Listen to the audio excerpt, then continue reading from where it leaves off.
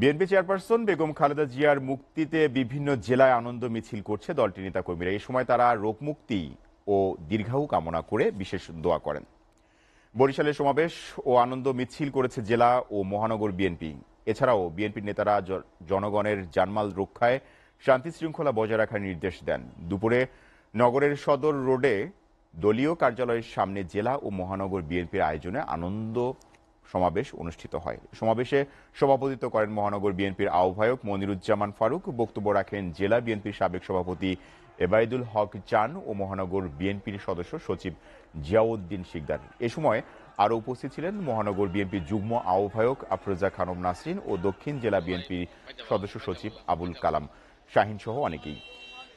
ময়মনসিংহের বিভিন্ন মন্দির, উপাসনালয়ে ও গুরুত্বপূর্ণ স্থাপনায় নিরাপত্তায় সার্বক্ষণিক নজরদারি করছেন বিএনপি ও যুবদলের নেতারা। দুপুরে বিএনপি ও অঙ্গ সংগঠনের নেতারা দুর্গাবাড়ি মন্দির, দশভুজা মন্দির, অনুকূল ঠাকুরের মন্দির, আঠারবাড়ির সার্বজনীন দুর্গা মন্দির পরিদর্শন করেন এবং হিন্দু ধর্মাবলম্বীদের খোঁজখবর নেন।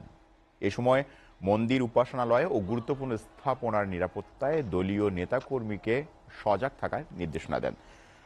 সরকারি স্থাপনা, পুলিশ ভবন ও সংখ্যালঘু সম্প্রদায়ের পাশে থেকে সহযোগিতা করার জন্য মাইকিং করেছে পটুয়াখালীর কলাপাড়া উপজেলা বিএনপি।